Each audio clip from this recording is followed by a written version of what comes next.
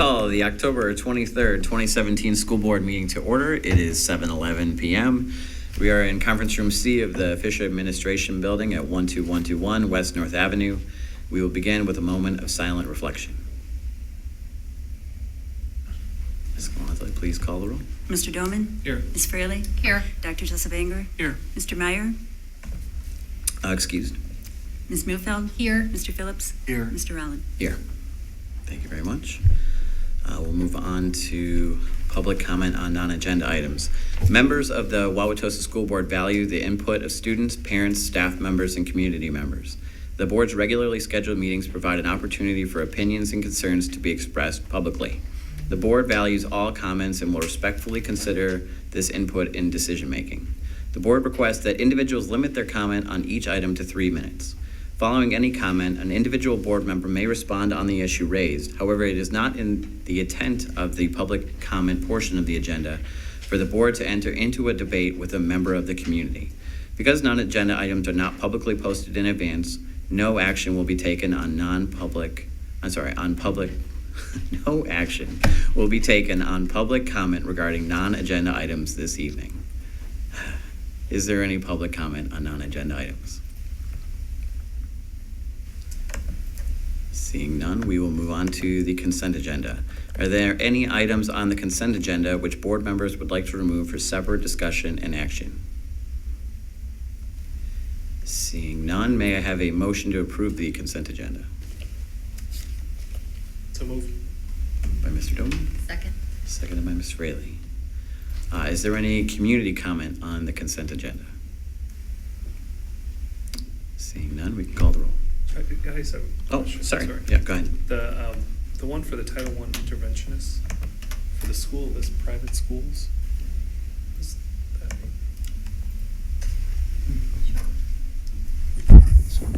As part of our allocation through Title I, we are required to provide some support. A portion of our Title I funds need to be provided to the private schools to provide interventions to students who might need them. so what makes a private school? Sorry. The area parochial schools. So it's not a Wauwatosa school. They are parochial schools in the Wauwatosa community.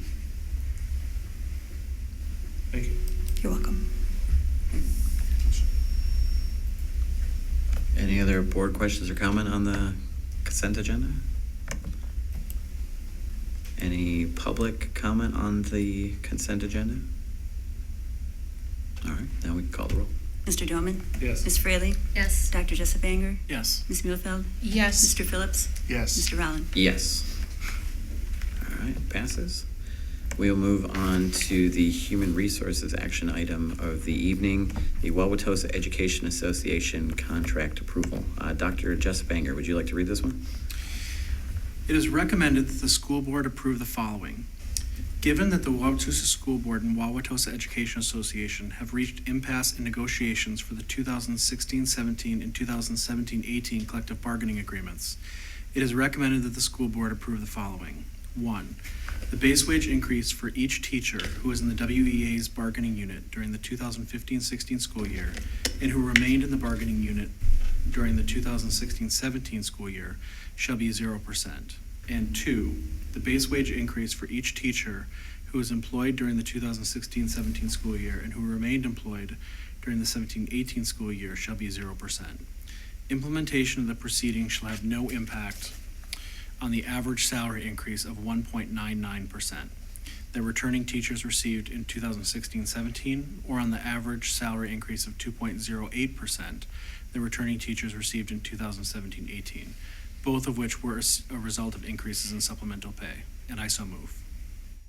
Second. Second by Ms. Muehlfeld. Before we jump in, Dr. Ertl, do you want to sort of just set the context for all that? Sure. Each year, actually since Act 10 negotiations has changed, so each year we have not had a voluntary agreement. The board's position has been a 0% on base, and the WEA's position is to try to get the salary put on the base. Ultimately, whether it's on base or supplemental pay, salary is still there. So there's no big difference between base and supplemental pay as far as the paychecks go and what the pay comes. on each of the paychecks for the teachers. So we've been able to work with the WA. We have a good relationship. We actually issued a joint statement about this past negotiation, and the board was able to accommodate a request that was made in negotiations for teachers that are on the professional level making over $60,000. So there was a good give and take and a good compromise by the board to do that. So over the past 5 years, while I can't say every single school district because I haven't checked 424 school districts, there's not many that have given the increases that we have for returning teachers to the school district. So I have yet to see one over that period of time that has larger increases than Wauwatosa. And we take some pride in that, part of our strategic plan about making sure we retain our best teachers, and hopefully we continue to work at that and continue to do it. Thank you very much. Is there any board comment or question online?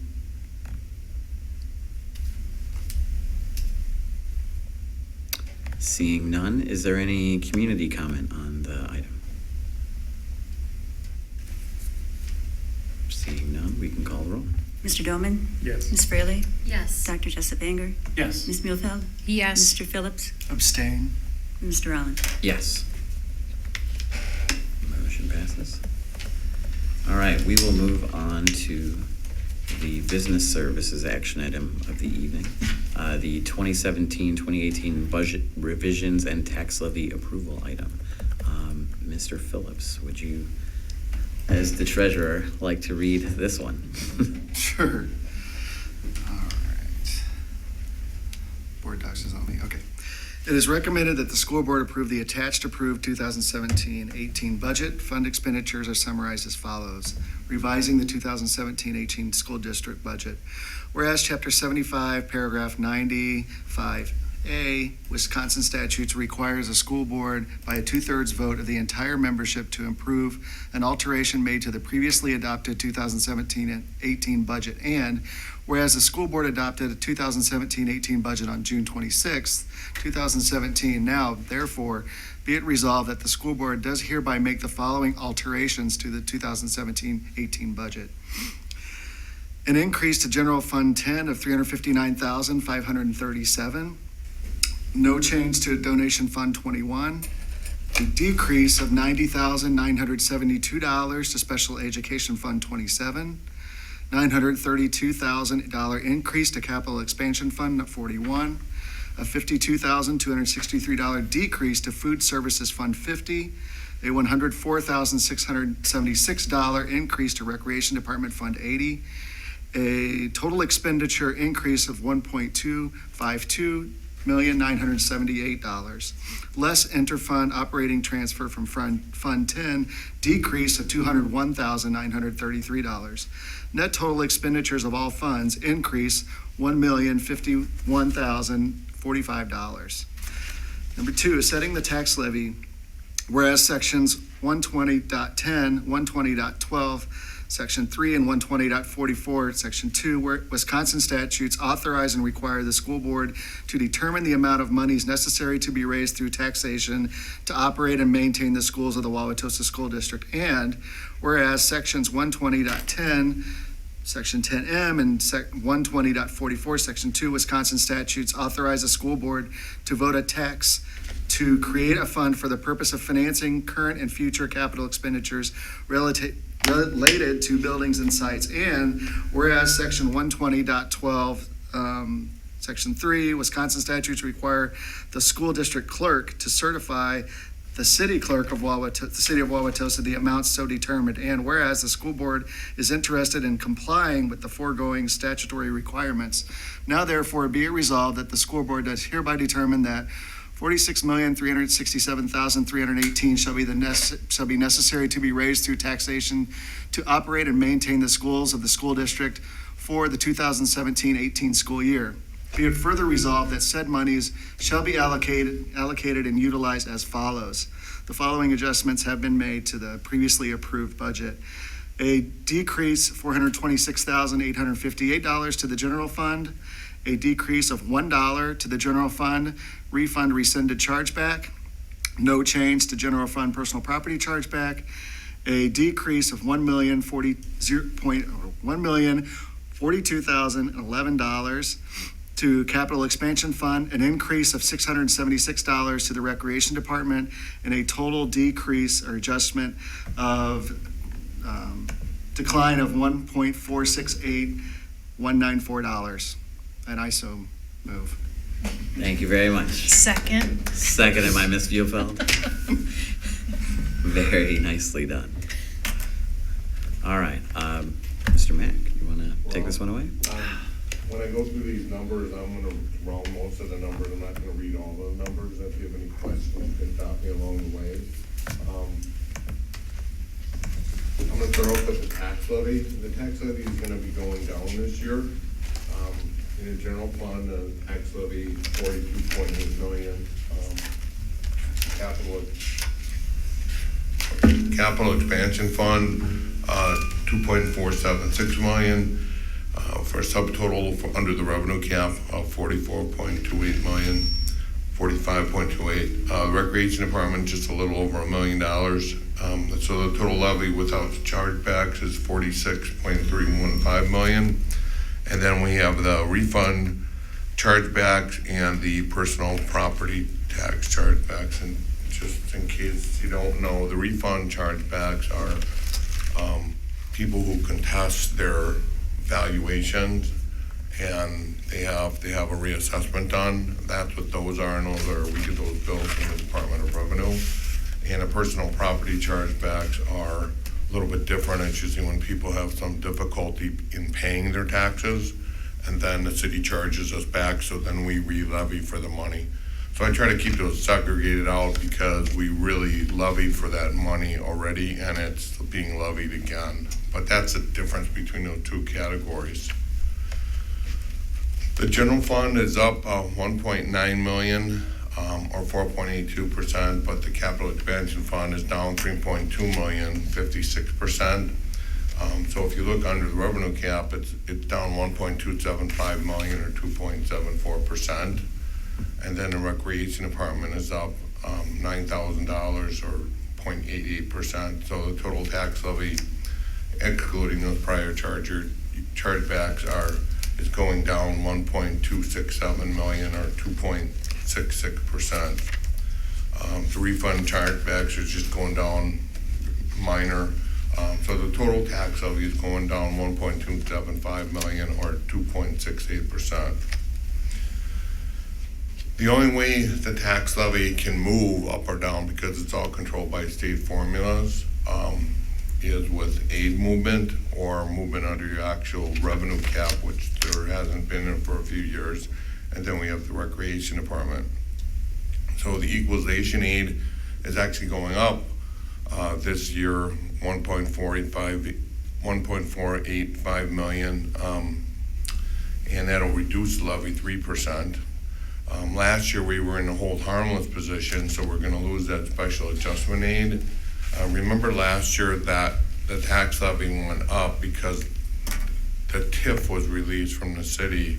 Otherwise, the tax levy last year would have gone down too. But we're losing that aid, so that's going to increase the levy 0.34%. 220 program, we're getting closer to the end. We got about 5 more years of that. We're losing $150,000 in aid there. So that'll increase the levy 0.32%. And then computer aid is going to actually increase. And this is a weird one too. This is the value of the tax exempt computer equipment against the total equalized value of the district. And they're actually changing this going forward because it really is a cyclical up and down, and it just decreases the tax levy as it goes up and down. So what they did this year is they just said, take whatever you got last year and increase it 1.047%. It was kind of a weird thing, and I think going forward they're just going to leave it flat. I don't know if they can ever pull it because it actually would increase the levy, so it'll be interesting to see what they're doing. But I think they want to get out of the game of, it puts a lot of extra work and burden on recertifying how much tax exempt computer equipment is located in the municipality, and then they depreciated over like 5 years. So that's going up a little bit, reducing our levy just a little bit. The actual revenue cap I'm showing it here, and they haven't increased this, and I say they, I mean the state. They haven't increased how much we get per member under this for a while, but the reason we have a slight decrease is our 3-year enrollment is down eight students. So we're still in the negative, decreasing, even though our enrollment has gone up the past year. So that's gonna decrease the levy a little bit. And then the recreation department increased $9,000, 0.02%. So that's how you get the total change in the levy right there, and I just read off those numbers before. And then when you put the charge back on, the numbers pretty much stay the same. They might change a little bit, but for this year they did not. And then if you look at the bottom, with the chargebacks, levy is down $1,275,801, or 2.68%. Graphically, if you just look at that, the levy is dropping. Last year's increase again, the school district got hurt a little bit, but again, it was the TIF that caused the TIF release that caused the increase in the levy. Here is just the tax levy without the recreation department, and basically the funds under the revenue cap, just so you can get a visual feel of what's happening over time. And there's a graph of the tax levy increase in the bar form, and you can see going down 2.74%. The nominal tax levy history, if you look at that line, it obviously looks like it's going up because it's in whatever dollars were in of that year. And if you see again, it's going down this year compared to last year because of the TIF affecting last year, 45.3 million this year. But this is the chart that really should be used because it's in real dollars. And if you look at this chart, if you look at 45.3, you can go back pretty much 20 years, and in real dollars, the tax levy in Wauwatosa for the school district has stayed the same in real dollars. This is in estimated 2018 constant dollars, but it's pretty close. It doesn't change that much when the CPI moves a little bit towards the end of the year. So that's really the line that people should look at when they're looking at what's happening with the taxes. The property tax and state resources, we got a little more aid, so in the property, it would force the property taxes down this year. But remember again, last year that red piece going up there from the property taxes was caused by the TIF release. It was by the equalized value going up. So we're staying, it's been staying in that range that you're seeing right there, the 53 and 29% range. The equalized value tax rate, I'm going to explain a little bit on this. If you look at the numbers on here, it looks like the equalized taxes are going down quite a bit. And that's because if you look at the very bottom, the equalized value, not the assessed value, the equalized value, which is different. The equalized value is done by the state. The equalized value is going up 6.4% from 16-17. Now, it doesn't, our aid is always based on a 1-year lag from this change. And I've had questions in to the city, which I believe our assessor's been down in a court case for a while, and they haven't gotten back to me, but they will, and I'll let you know what goes on with this. But I need to find out if that, in the entire state, what the increase in equalized value has been. Because again, if our equalized value went up 6%, 6.5%, and the rest of the state only went up 3%, we're gonna lose aid again next year. And I don't like that feeling. So because remember, aid is based on how much you spend and how much property wealth you have behind each resident member. So that is critical. And when you read it as a total charge back, it's going, the tax rate is going down 8.53% on the equalized value. That's on the equalized value. In my opinion, I never use this because you're moving the tax levy and the equalized value. You're moving two variables at the same time. okay for comparing district to district, but for not for estimating your actual taxes on your tax bill. There's this graphical of the tax rate on an equalized value.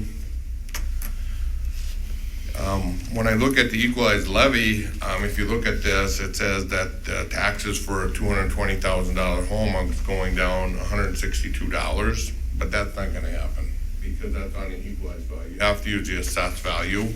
So what I do is I work with John Regini at the city and getting information from what's happening on the assessed value. The actual assessed value from last year, and you can see this right on your tax bill, was 7.4828 for the school district. And I'm estimating that to go down about 4.8%. That's with our levy going down, and I don't know exactly what's gonna, how much of the state has also increased the tax levy credit, which is on behalf of the school district, sent to the city on our behalf, and they're not gonna change that. But that's going up like 8.7%, $87 million. And I used 75% of that when I calculated 4.8%. So in my estimation, I would say your taxes are gonna go down somewhere on the school side. If your assessed value basically stayed the same, which it should have, unless you had some type of revaluation, could only be between 4.5% and 5.5%.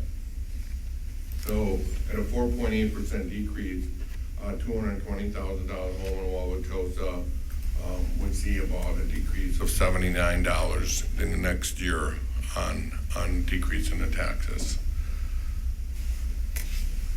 Moving on from the taxes, the budget expenditure. What I'm going to just show you here is just a short series of slides that take us from the budget that we passed in June to where we are now, and that basically what Mike had read off, the differential there, that the consolidated budget it moved up $998,632.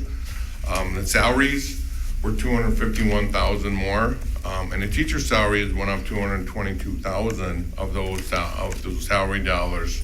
All teachers were given a one increment increase in salary, and then the other changes are the vacancies that I had in the budget to all the new staff that actually came in and are actually placed on a salary schedule. The benefits, good news on the benefits, it's down from where we started by $835,000, and health insurance, I had originally started it at 7%, and then in the June budget I had it at 4.8%, and the increase actually came in at 0, which is pretty amazing again, because that's like 8 years now we're at an average that's below 0 for 8 years in a row, and that's really the reason we've been able to spend more on capital projects and help maintain our buildings. That's where the money's been coming from for the capital improvements. And then part of the other reason, the vacancies to selection of single family or none for, when I have the proposed budget, I have 95% of the selections at family because I don't know what they're gonna choose at the time, and now they're actually chosen. But that's really good news on the benefit side. And then also on the benefits, the WRS, the Wisconsin Retirement System, they dropped the calendar rate for 2018 from 6.8 to 6.7%. And in the proposed budget, I actually had it going up to 7%. Now, I go back and forth with actually changing this in the budget, because if we have a period where we go into another recession, that number is just gonna go back up. This is something that just kind of winds up and down. So it's something that I did end up putting it in the budget, lowering it again and lower to $50,000. But just so you know that is cyclical and based on, and they have to set those rates based on an actuarial study that's done for the whole Wisconsin retirement system, and then they set those rates. That's how they do it. And when the stock market is doing well, that'll come down. Consolidated budget again from June to now, purchase services are up 1.2 million. The capital projects were up 932,000, and one thing that was not in the June budget because it was just happening was the water damage that was at Washington High School. I mean Washington High School. Washington Elementary School. It's up 491,000, and there was actually some spent in the 16-17 budget too, but that money is offset by an insurance payment that was covered by insurance. I will say though, with this damage, we had a new insurance carrier because the local government property insurance fund is kind of, they're raising their rate. They raised the rate, so we moved on to Chubbs, and it was the first year they were carrying us, so that wasn't a very good way to start off with them. But, I just want to bring out this point here that it's very important that we pursue the referendum and get some of the mechanicals updated in our buildings because of this type of thing. Because we're spending a lot of money on emergency things. Now, this one was covered by insurance, but some of the other things that I'll show you in the capital projects are not. The west parking lot, the asphalt and curbs, we had an increase at 220,000, and that was simply because the soil bearing tests, when we had them done early, they came back and said the subsoils were all fine. Well, some of them weren't. So then they said, do you want us to dig it out and do it the right way? And of course we have to do that. So that pushed that one up 220,000. The Longfellow softball stadium added 110, and that was simply because those were early estimates when we passed the June budget. So the cost went up a little bit on that one too. But that's a remarkable, if you haven't been there, that's a remarkable project that looks tremendous. And then the U-STEM remodeling at Underwood added $75,000 to that. And that's how those capital projects actually moved up from June. And then facilities operation and maintenance is up 118,000, and we added $100,000 to continue painting throughout the district, just painting some of the walls that had to keep going with that. The year before we had 200,000 in that, we came down 100,000 in that. And then tuition for open enrollment primarily is up $135,000 from June. Non-capital equipment up $356,000, and supplies is a big part of that. It's up $239,000. The building-based carryover was $286,000. Most of the principals either put it in supplies or actual non-capital equipment. And then grant changes in the federal grant. There was some money in there that came out, $40,000. Non-capital equipment is up $113,000. We added money for whiteboards in district-wide, $50,000. We're trying to get rid of all of the chalkboards in the district. So that's what that $50,000 was going towards. The building-based carryover again added $47,000. When I say building-based carryover, just so you guys understand, that's the money that the schools get, where the principal is basically completely in charge of how they spend that money.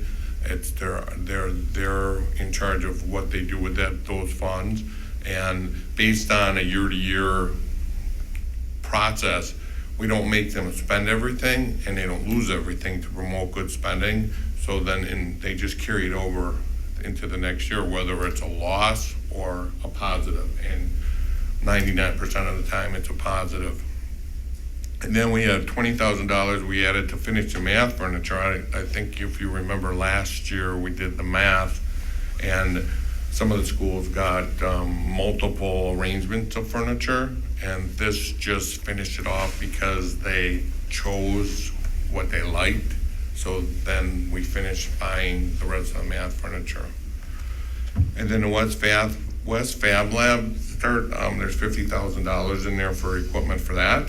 And then CEIS grant, again, the grants are down a little bit. We moved $25,000. Insurance, just a little bit of change. Property and liability, minor, goes up $3,000, and a workers' compensation from June went up $10,000, but it's really down from year to year. So that's what happened from June to now. So now I'm going to go from year to year on these things.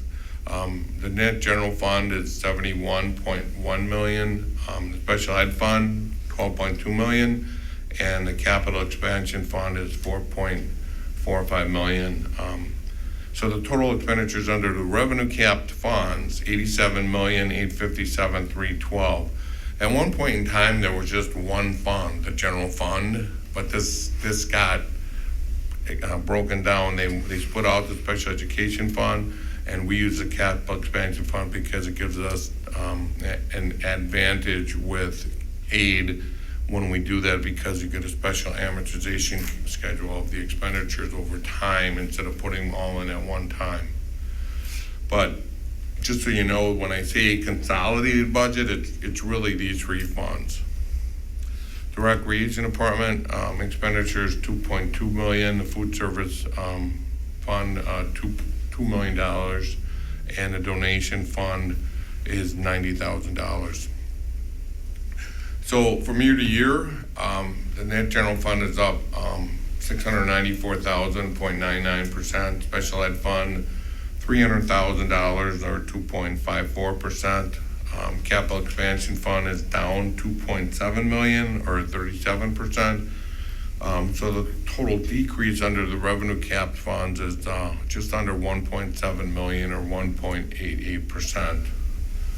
The recreation department is up $134,000, but that's because they added a program for seniors, and there was an offsetting revenue to that too. So it's not just an expenditure increase, there is a revenue increase with that too. And the food service fund is down $75,000 or 3.5%. If you look at the expenditure increases, again, it's down for the consolidated budget, which are the funds under the revenue cap, minus 1.88. Breakdown by different categories: salaries $45.8 million, benefits $19.9, purchase services $15.1 million, non-capital objects $5.9 million, capital objects $237,000. The reason the capital objects too, just so you have a reason why there's not much on that, is because we only capitalize, which means we depreciate equipment that's over $5,000 individually. So there's not much there. Most of the things that we depreciate are the building improvements or are under purchase services. They're not really in the capital objects. Those are pieces of equipment that are over $5,000. Insurance $602,000, and the other objects $200,000 for a total of $87.8 million. From year to year, salaries are up $671,000, 1.49%. Benefits are only up $85,000 or 0.43%. Purchase services, which is down $2.5 million, which is mainly the capital projects dropping. Non-capital objects, $118,000, up 2%. Capital objects up $4,000, and insurance down $2,100, and other objects minor $630. So the total under the cap funds is a negative $1.6 million or 1.88%. And graphically, if you just look at this, salaries and benefits almost 75% of the budget, and then purchase services 17.28, which is really the biggest part of that is the capital projects. From year to year, salaries up $671,000. The teacher's salary increase was $420,000 of those dollars, or 1.35%. Again, one increment increase, and all the adjustments that were made during the meetings with the principals. And I pushed this in there so we can see what we're doing with routine teacher staff earning, just a history.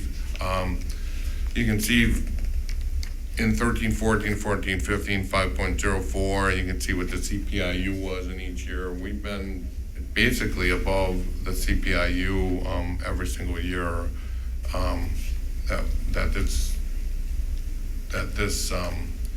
negotiation pattern had started and continued with.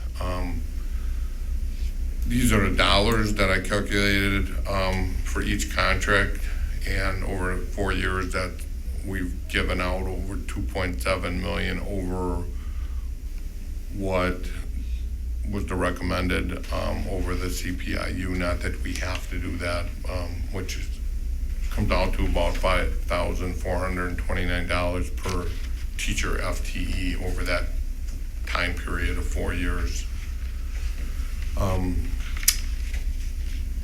Again, continuing with the salary, $671,000. The aides, most of these are, you will know this. These are the actual dollars, but the aides up $70,000, 2.99. But that's because they got step increases too. The principals and administrators, it says 2.06. It's really actually 1.78%. Tom Hanley, who was a principal mentor, was increased his FTE from 50 to 60%. Was that actually increased his salary 10,600, was not a raise. So if I take it out of the calculation, the actual increase for principals and administrators was 1.78. Support staff, 2% in steps was 2.43, less steps than the aides. And custodial maintenance was 2.2% again, and steps. It's actually negative because there was one position that was eliminated and put it to contracted services. And this applies only to the employees on the new custodial maintenance schedule, but I would say 2/3 of them are on that schedule now. And this one caused a little bit of confusion. Coaching pay is up 112,000, extra pay is down 68,000. That's just because it was an accounting change. We put the coaching pay where it's supposed to be under a different object. That's an internal thing. Object 188, and moved the extra pay went down to 68,000 because of that offset. And then there was actually a slight increase in extra pay because a couple of the principals put more money of their building-based budgets when they have carryover into extra pay. That's how some of that went up there. Salaries as a percentage of the total budget, 52.18. It's going up this year because the salaries went up. That's as simple as that. Benefits, up 85,000. Health insurance is actually down 37,000 from last year. It was because of the 0% rate increase and then the vacancies to the actual selections. So it's pretty much dead even, though when you think about it, it's $11 million. So $37,000 change is really almost nothing. The WRS increase, 65,776. 6.6, remember that there's a little conversion here that the WRS is on a calendar year again. We're on a fiscal year that off 6 months, so I have to blend the rates, but I show the different rates there from 16, 17, 17, 18, and then the increase in the WRS is simply because the salaries went up. So you're going to have that part of the roll up when the salaries go up. Dental insurance, minor, went up 1.9%, $16,000. And the benefits basically as a percentage of the total budget stayed about the same. It really hasn't changed all that much.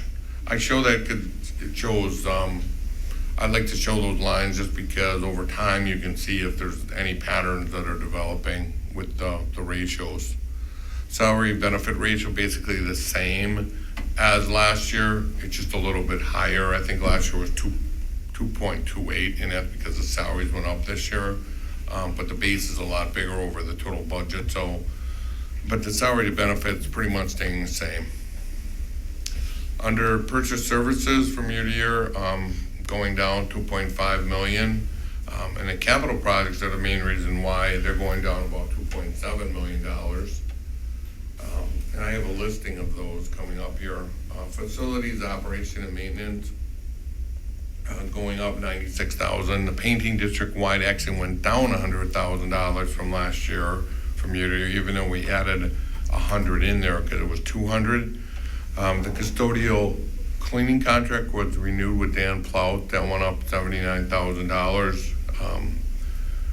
The personal services repair ad, and that was part of the reduction of the that URW position you saw in its salaries for the custodial maintenance.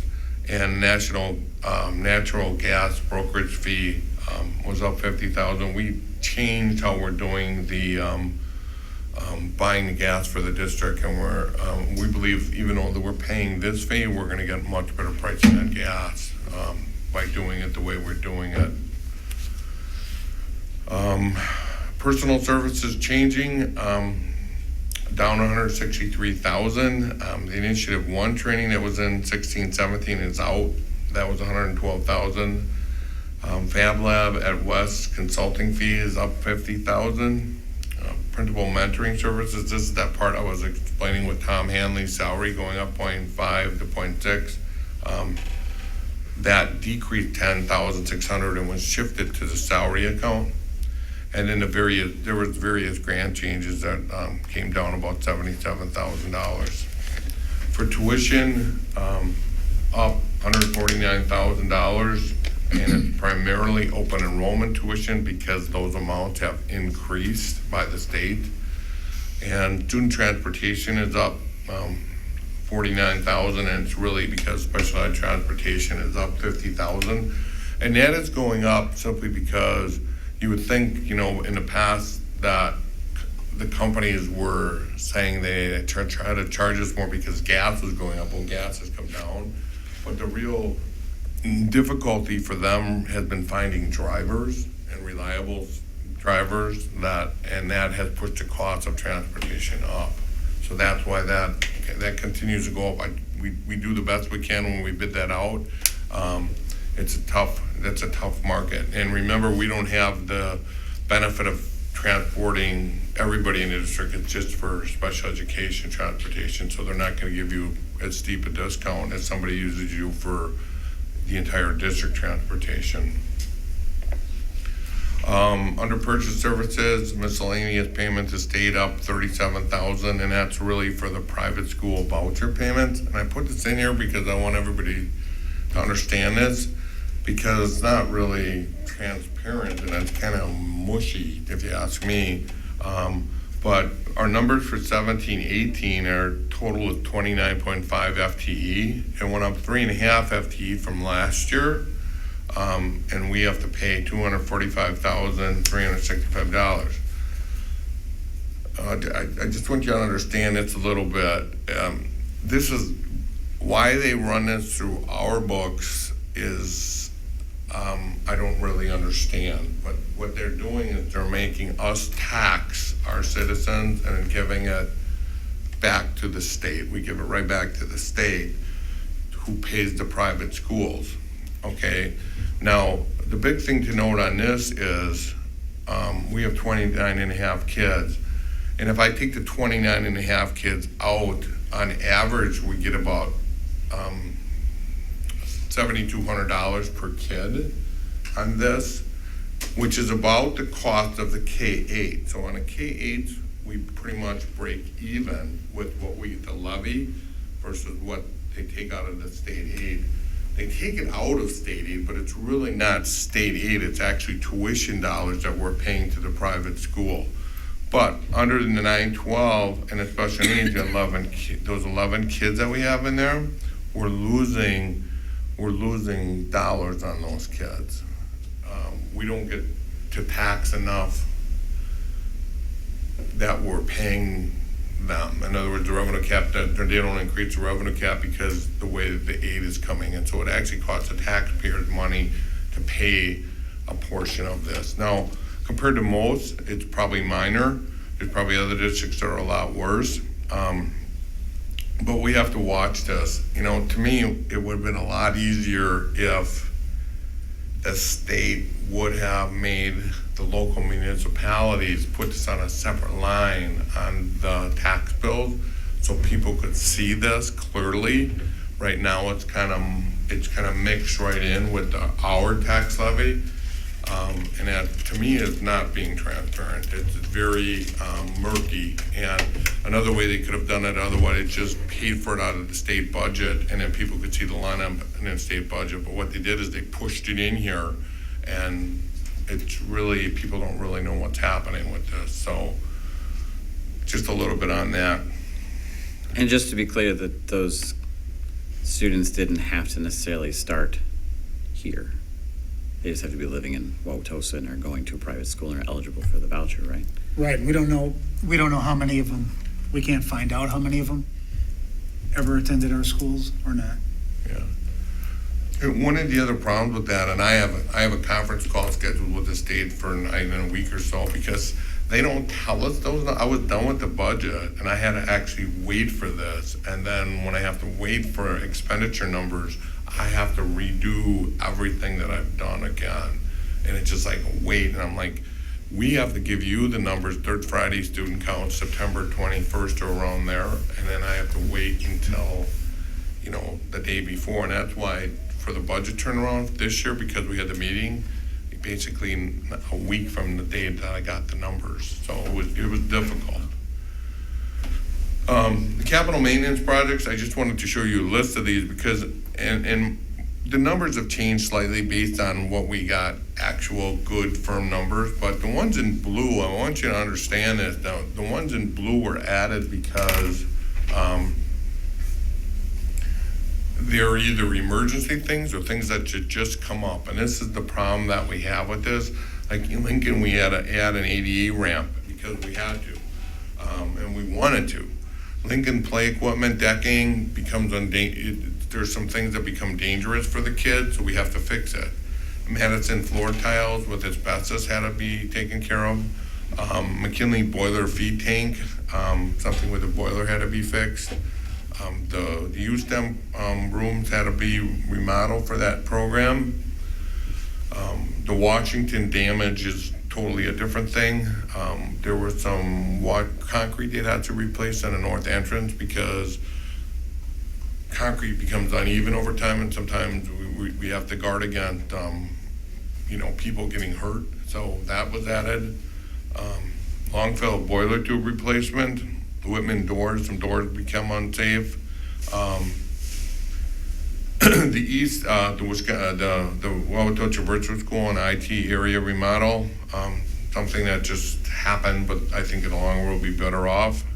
And then the east pool transfer pump, and more than just a pump, but the east pool was a big item here that we had to deal with because it wasn't working properly, just because it's getting older.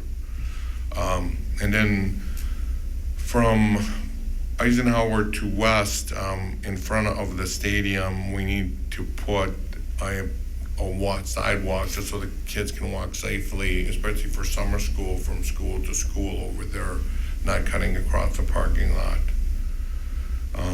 So that's just an updated list of the capital maintenance projects. On the non-capital objects, workbooks and texts are up $428,000. Elementary math and electronic texts are up $365,000. Montessori literacy text, $43,000. U-STEM startup text, $25,000. Advanced placement human geography, $20,000. And then IDEA special ed text down $30,000. Supplies is down $48,000, and that's because the building bases put less of their carryover to supplies. Non-instructional software is down just under $198,000, and that's mainly because of expiring district software non-renewals. Capital objects up $4,000. Insurance actually down $2,100. Workers' comp premium is down $7,000 because our mod is getting better. We're having less injuries. I will say this though, I monitor this with every injury. We do have a lot of instances of reported claim with special education. And it has gone up quite a bit over time. I'm not sure how much we can do to mitigate that, but some of it is just, you can't control it. But just notice that.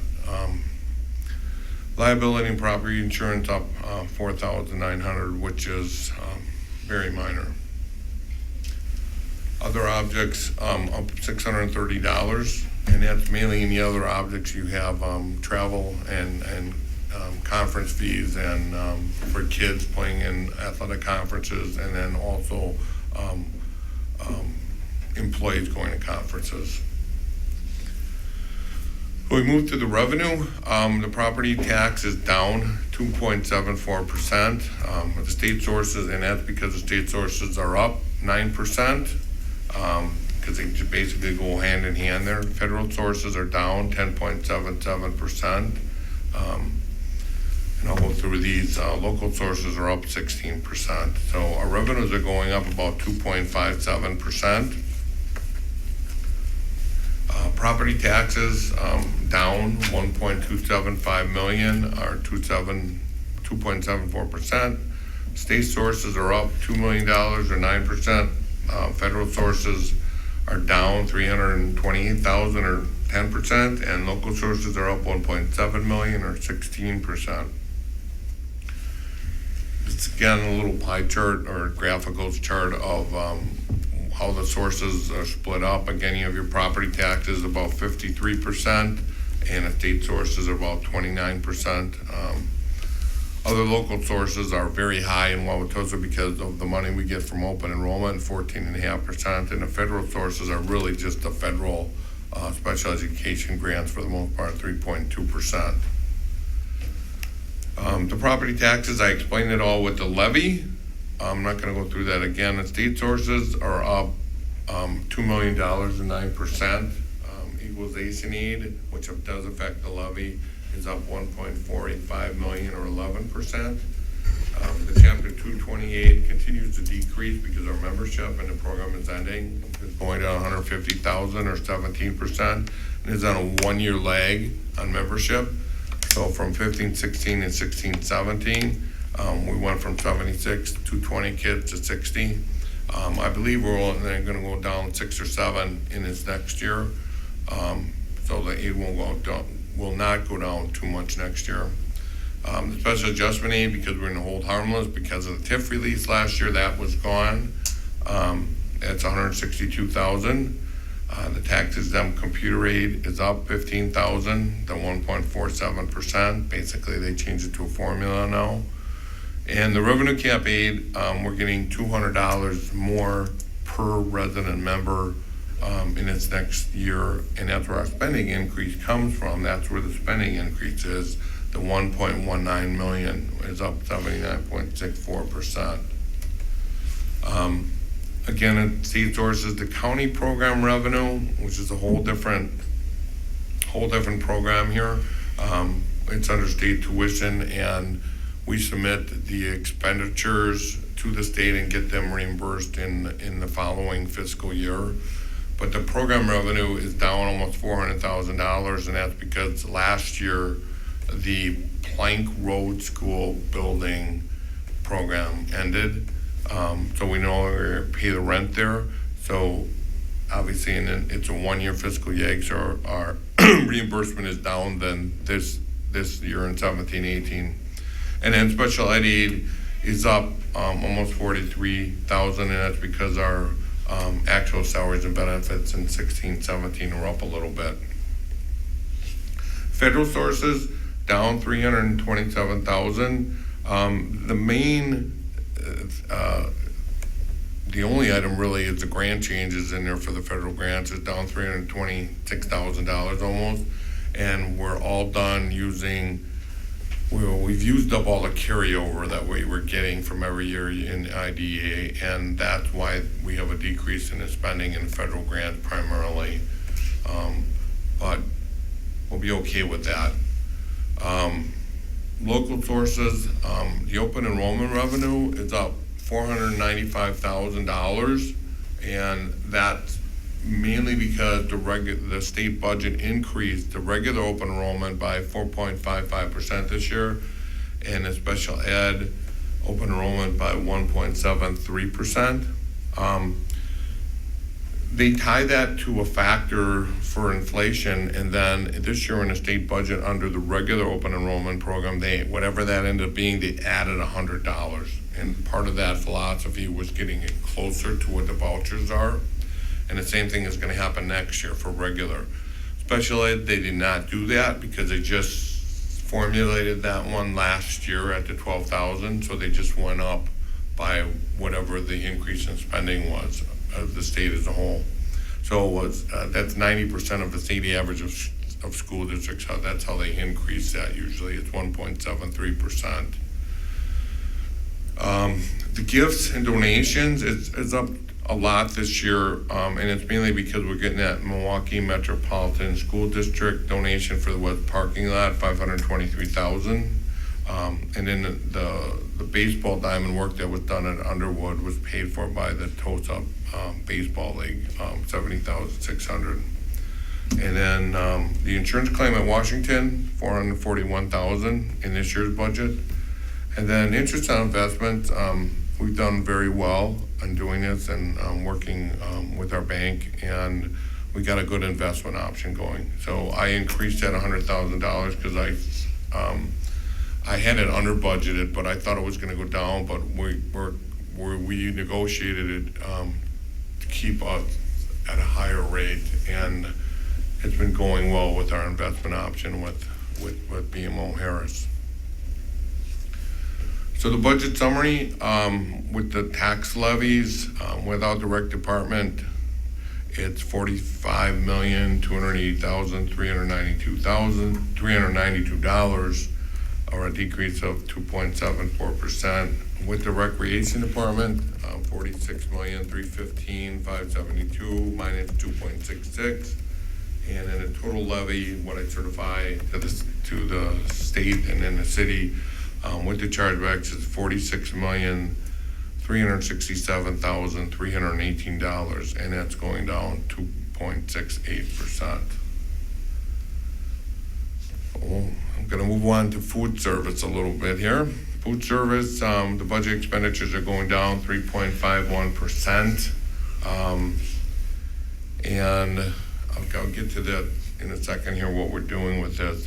It's mainly we're still with Sodexo, and the primary object that you're gonna see there is the purchase services, because they pretty much, except for about 10 of our own workers, it's really Sodexo's operation, and we pay for some non-capital, and we buy all the, like if they need new ovens of things of that nature on our books, so we don't have to pay them back for that. But that's really how the program is run. It's mainly paying Sodexo for their services, just a few on our own. The revenue down 6.41%. The food sales is about $1 million. The federal aid, $865,000, and state aid, $26,000. You know, the reason, and I'm going to the next slide so you understand this a little bit more. The lunch prices, everybody complains about it, but this is a tough situation to be in. But we have to increase the lunch prices every year until they meet or exceed the federal free lunch reimbursement rate. And if you go back and you look at that federal aid, $865,000, we would lose that if we took over and did the lunch program ourselves. And we can't afford to lose $865,000. About 750 of that is actually the federal aid, and then a little bit over 100 is free donated commodities from the federal government. But that's why that price has to keep going up. So for 17-18, we left the elementary schools at $2.50 per meal, and the secondaries took the whole hit from $3 to $3.20, and we're still below the average on both levels. So that has to continually go up, and this is the same for all districts across the state. We're no different from that. for anybody else on that. Capital projects, it was completed this summer, but I don't know if any of you had seen the Eisenhower cafeteria, but that was completely redone. It's much bigger in there now. There's actually windows in that cafeteria, and we picked that over some of the other buildings that were more needy, quite honestly, just because we know that with the facility study, that building will remain no matter what. So we did that one first, and it needed it though. They had a hard time getting the kids through the lunch and, you know, getting them in the line, and it was really tight in there. So now it's more wide open, and it costs a little more to do that because all the mechanicals were underneath the stage and they all had to be moved. So then we cut out a window on that north side of the building. It looks nice in there. For 17-18, and I meet with Sodexo usually on a monthly basis. We're trying to improve the food quality and offerings and increase the participation. I don't know if any of you have heard about the pizzas on Friday at the elementary school, but I really pushed hard to get that new pizza in there, and I think it's a big hit. I don't know, Sean, if your kids mentioned that to you. Yeah. but I know that the new pizza is a big hit, so I really pushed them to. I had almost forced them, but they finally listened, and now it's increased participation not only on that day, but on the other days too, because now kids are buying more of the hot lunch.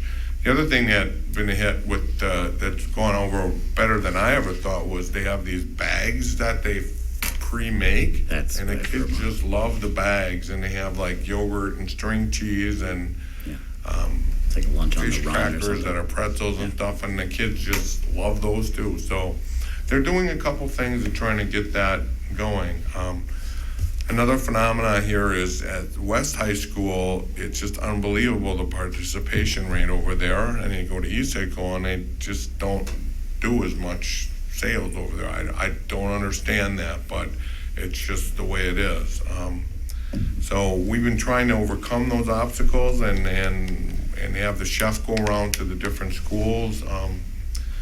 So we're working on it as best we can, and understand that Sodexo's under a lot of financial constraints too, and trying to provide the best meal and still trying to make some money. And it's a tough situation with the rising prices. The recreation department, the budget is going up 6.31% to $2.2 million, and here's a breakdown of their salaries and benefits and how their money is spent. And notice that it's still about 62% for salaries and benefits.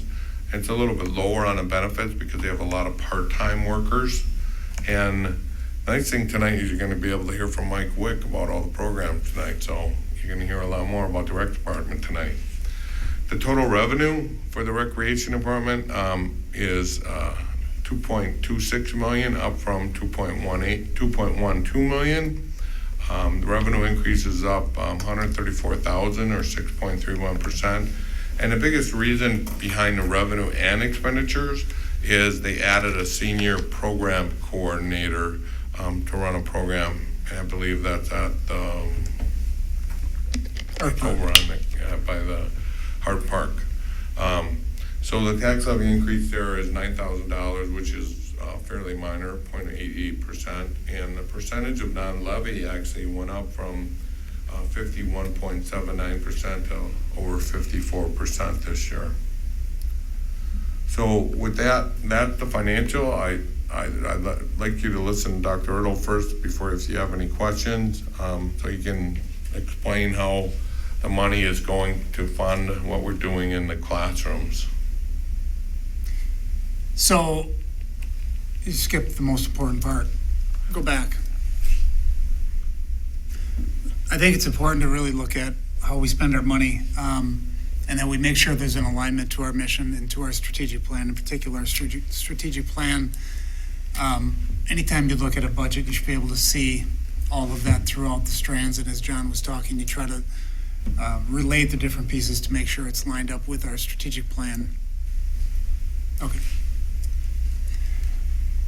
So when you see the budget, 75% of our budget pays for salaries and benefits. There should also be a component where we're investing in the people that are working. So a lot of it is human resource, outside of the pizza upgrade and the new lunch bags. But so we look at our professional learning communities. That's something that's been a staple of our district for a long time. We continue to try to invest in improving what goes on in those. Our building leadership teams, we've taken a little different approach this year where we're training all of our students on identity, all of our teachers, and all of our employees actually on the identity training, which has started, went through today actually. It's a great program. So we're going to be having people come from buildings, staff come from the buildings, and not the same people like we did in the past. Our instructional coaches, we continue to grow the numbers and the quality of our instructional coaches, constantly upgrading our technology infrastructure. And our middle school STEM program continues to grow. We'll be very shortly at 2 sections at each of our middle schools at each grade level for the STEM program. Montessori School, over the past 5 years, we've grown that to K-8. Our facilities study that was mentioned earlier, that should lead to a recommendation at the end of this school year. Our teacher compensation model, Mr. Mack shared all of the increases over time, in particular over the past 5 years, the money that's been invested into those increases and into that model. Our U-STEM expansion, hopefully we'll be coming back to the board with a plan this year for expansion of our current and new U-STEM program for next year. Our equity work core principles, professional development time, our supervisor and our coach positions, that's all new in the past 5 years. And summer school opportunities, we continue to increase and develop more summer school opportunities for our students. And over the past 5 years, our AP courses and testing, the numbers have gone up. The numbers of students taking the courses, number of students taking the tests as well. We've invested significantly in Project Lead the Way in STEM 101. Our virtual academy continues to grow and really working to become more effective as well. Principal coaching, we've been doing that for the past 4 years and are continuing this year, and equity coaching and PD that I mentioned previously. So this year, equity coaches, we've increased the number of equity coaches for this year. The professional development or professional learning that I talked about for identity training is significant across the district. Our compensation increases this year for all of our employee groups. We maintain our student to staff ratio. There has not been an increase for the last several years for class sizes. We've implemented our new math program this year and the professional development and support that goes along with that as well. New teacher laptops, the other ones were getting old and they're actually quite big, so we got new laptops for all of our teachers. And we continue with our elementary library renovations. If you've been in any of the elementary schools, it's important that we continue down that path. We're also implementing our K-12 instructional framework. There's a lot of professional development surrounding that piece.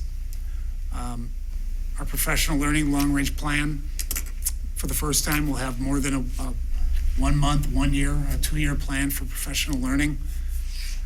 John mentioned our major capital improvements this year, the Longfellow Field tennis courts and playground area, parking lot and the cafeteria. Our U-STEM startup, so converting the 3 rooms at Underwood,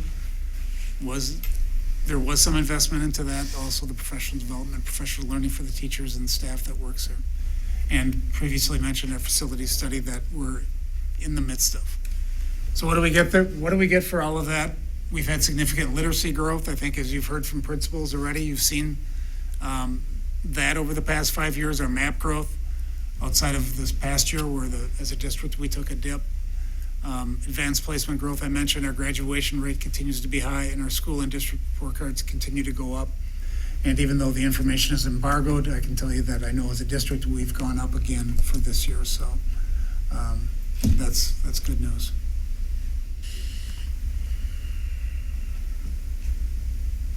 The end. Very good. All right. Is there any board question or comment? Mr. Dillman. Concerning the investments, can you tell me, is that our cash that we invest? And I'm assuming we don't have a large balance that we're investing in, and what are the investment vehicles that we use? Yeah, the investments are, whenever we get money from the taxes, the money isn't used right away, so we push it into an investment account. And we basically have it all with BMO, where we get a rate that's actually greater than what I can get at the local government investment pool. And then it's a lot easier because it's just transferred right at the bank to the, when we need the money. So it's a guaranteed rate from the bank? Right, exactly. And then my other And it's question, fully, actually, it's all collateralized by federal government securities. and then my other question is for Dr. Ertl. There's no change as far as any recruitment dollars for recruiting teachers of color or anything like that? Are we making any changes to that? That's something we've discussed throughout the year, but I don't see anything for that. Yeah, there's not anything definitive in there, but we will be coming back to the board and having a discussion next month related to some recruitment strategies that would cost dollars, so there would be a budget adjustment, but we just haven't included it because it's not something that's been approved yet.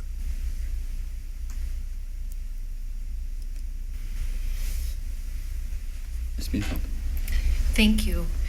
Thank you, John. That's always a very thorough presentation, and I know there's a lot that goes into this by all of the staff. So, two areas that I want to add to, and I know we try to. We have a balanced budget, and we have to do it all for the kids. And of course, the capital budget is one area, but also staffing too. So I know we are working on it, and we continue to put as much as we can in all of these different areas. And so again, we have to keep going. But I approve the budget as it has presented tonight, and I know we need to do more.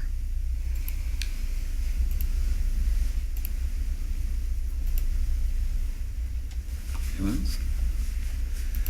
I just appreciate the professionalism of the presentation. There are a couple numbers that weren't in the report that I want to just mention.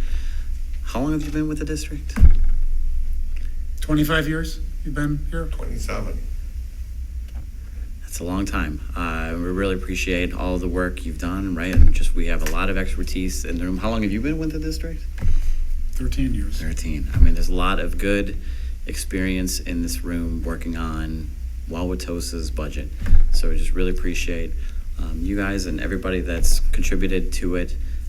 It seems like it's in a great direction where, again, it aligns all well with the strategic plan and where we want to go for student achievement and equity. And there was a lot of behind the scenes work in advocacy that people don't see that, blossomed as part of this with open enrollment and the per pupil funding and just all that. So just appreciate all that you do in front of the camera, behind the scenes to make this all work. So thank you very much. Thanks. Is there any community comment on this item?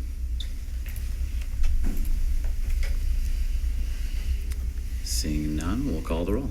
Mr. Doman? No. Ms. Fraley? Yes. Dr. Jessup Banger? Yes. Mr. Meyer? Yes. Ms. Muehlfeld? Yes. Mr. Phillips? Yes. Mr. Rolland? Yes. Budget passes. All right, we will move on to the superintendent's report section. The first one we'll start off with is a annual update from the recreation department, which I'm really excited about.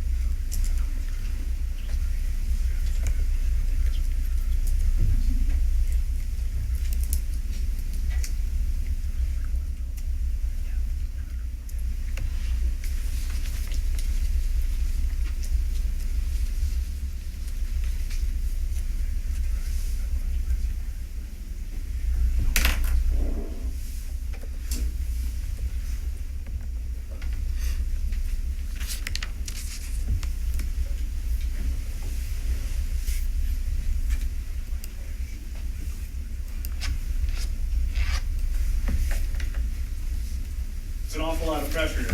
With Mr. Max Yeah. welcoming and Mr. Rowland, excitement for the presentation. I'm glad to hear that. Mhm. Look forward. Yes, we did. So, my name is Mike Wick. I'm the Director of Recreation, Wauwatosa Recreation Department. Here tonight to give my annual report, but as part of that, tell you a little bit about where we've come from, where we currently are, and where we're looking to go. As part of that, I have a couple thank yous and a couple acknowledgments. The last time I gave this presentation, I didn't acknowledge the full-time staff and the part-time staff that make these community programs here. We're a community recreation department. That can't be done without the tremendous efforts of our staff, be them full-time and part-time. It's truly a team effort. And there's a lot of team members that go into making our department successful. So I want to say without them, we would not have near the offerings or the quality of offerings that we do have. With that, I'll start. Our first slide here are 3 program booklets. They are our fall book, our winter, spring, and our summer guide. Those are mailed out to all the residents of Wauwatosa. We also maintain a list of people that have registered with us that are non-residents that we mail our guides to. The key to our cover pictures, we're always trying to highlight something that either is new or season appropriate. So our superhero camp that we ran last fall for the first time, winter breakout camp, and then you see our summer picture is aquatics programs, and you know there is nothing that is more rec and vital to the community than aquatics programs and teaching people how to swim, a true life skill. So who is your recreation department? We are a team of 7, myself, 5 program coordinators, an administrative assistant, and we are members of the National Park and Rec, State Park and Rec. C-Park is the Southeastern Parks and Recreation Council. These are all great opportunities for us to network with fellow professionals, bounce ideas off each other, and great learning opportunities. As I mentioned, our program booklet, published 3 times throughout the year. On average, we'll order 25,000 brochures that go out into the community. This may be somewhat obvious, but we do operate programs out of all 14 of our school buildings. One of the questions that come up that I hear occasionally is, we have 4 pools. Does the district need 4 pools? Do you utilize 4 pools? I can answer yes from where I sit to all of those questions. I would challenge anybody that is questioning the pool usage to stop by any of the facilities on any evening and see that they are being used, and not just used, but used to their max capacity through a variety of programs. A couple I picked out here are open swim lessons, aquatic club, really making great usage from the rec standpoint, and that's addition to the high school activities as well. We don't just operate programs here. I highlighted a few locations that are not district buildings, but are City Hall, Hart Park, the county grounds, Tosa Pool. We'll run a program anywhere. The location isn't necessary to be a district location, I should say. We're happy to put on programs wherever we're welcome. Next few slides, I'm going to take you through some of our registration and just programming numbers. Over the past 5 years, we've averaged over 26,000 registrations. They're unique registrations. And what that means is if I registered for 5 programs, I've counted as 5 registrations. We count it that way because we are processing each of those registrations. We need to have that raw actual data. As you could guess, summer is our largest period, accounting for 60% of our registrations. And part of that number is summer school registration that we do take through our Rec Track program. And the thought process there is it's one password for the community, it's one username for the community members. I'm not asking them to log in through another portal, and we then transfer that data to the summer school administration, and they manipulate it from there. We offer classes ages 6 months through our active older adults. And the thought there is we really try to offer something for everyone. We like to try to have a touch point with everyone. I think we do a good job of that, but we're always looking to explore new areas. And as we move through the presentation, I hope that comes out. Some of our registration trends over the past 5 years. For what it's worth, this is my 5th year, so this is the data that I'm most familiar with, and as we touched on Mr. Mack's experience and Dr. Ertl's experience, I just thought I'd share that as well. You'll notice that our registration trends have trended upward. the key component to this slide is our web registration. Over 73% of our registrations are captured by our Rec Track program. That number, that 73% number, is not only good for our community, that puts us in a very favorable position both locally and nationally.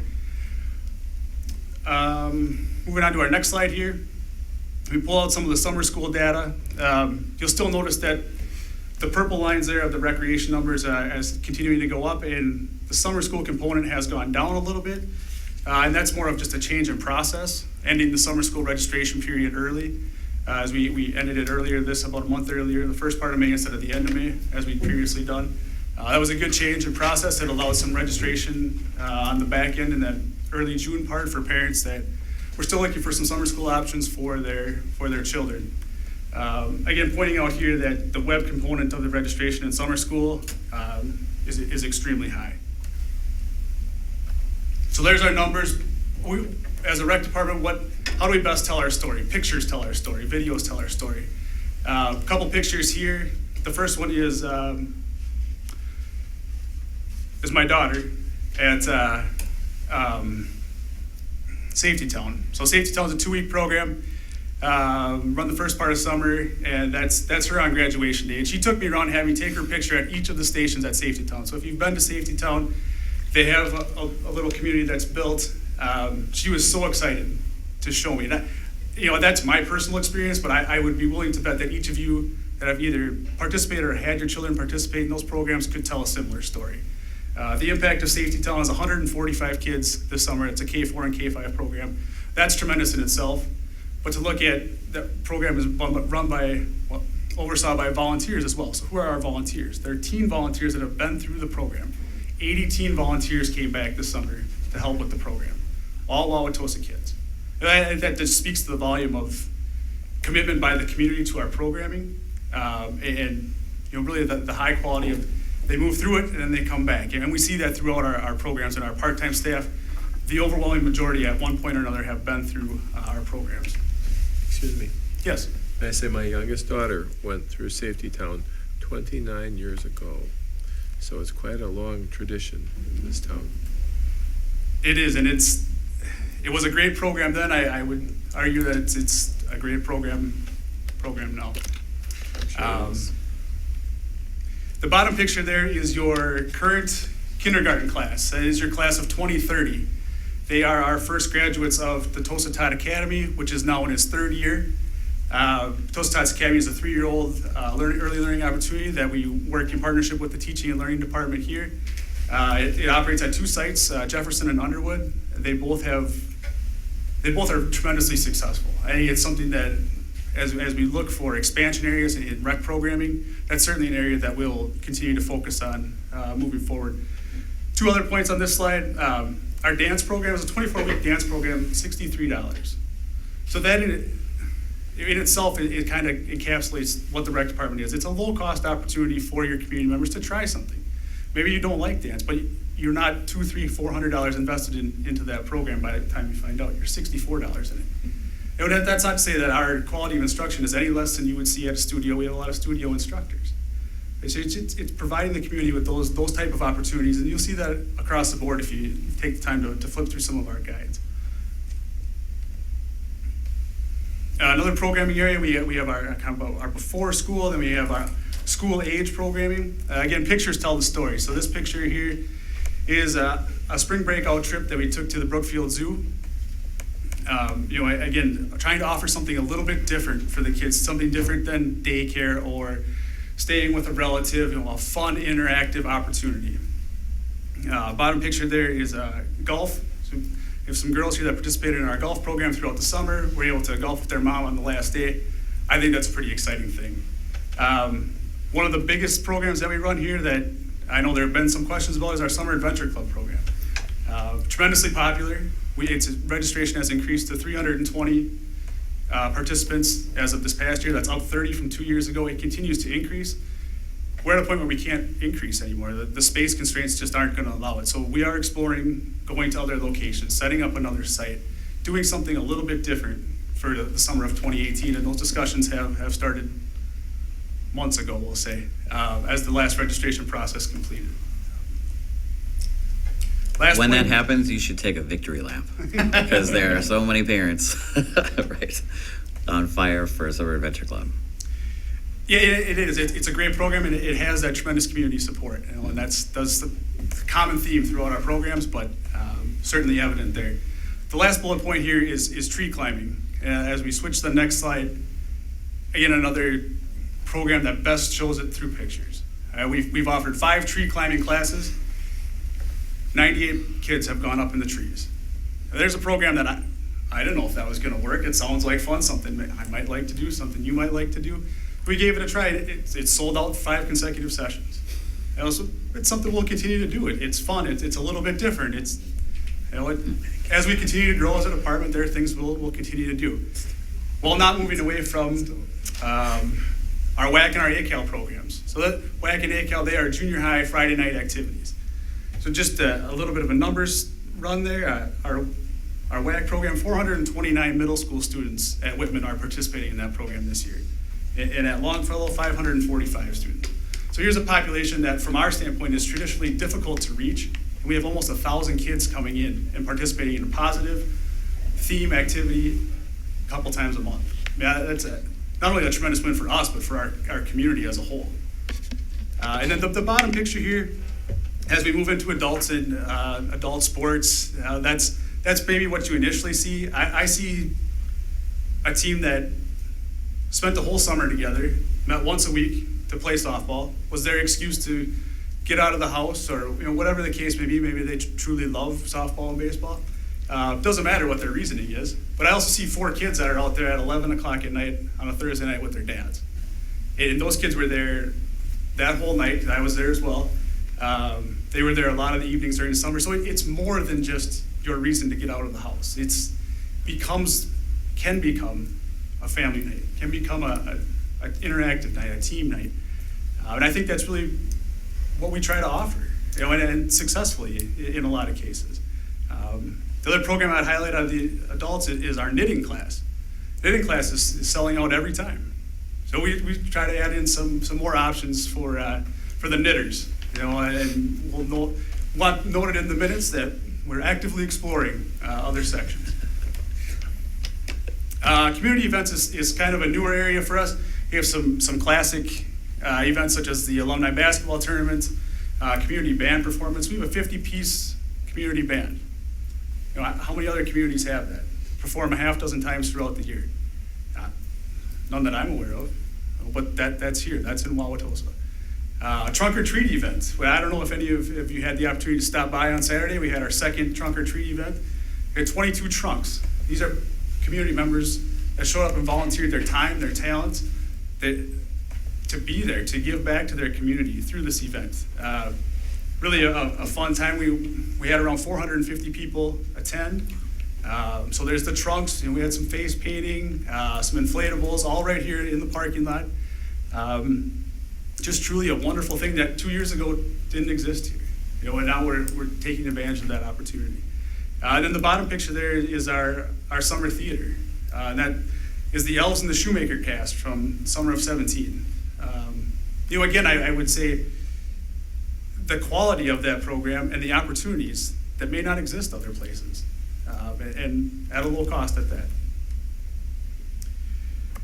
So we've talked a little bit about where we've been, what we've done, and we always try to add in some new programs. So some of the new programs we ran this year: an adventure bike camp, pictured the bottom left side. It's a 2-week camp in August, sold out. 20 kids participated. That was the max we could take. Run in partnership with Wisconsin Bike Federation. I spent 2 weeks traveling around the area, learning about bike safety, and going different places, connecting with their peers. The tree climbing class we talked about. Junior Trojan Volleyball, they were previously run by a parent board. They approached us, we developed a partnership, and we've since taken over the leadership of that program.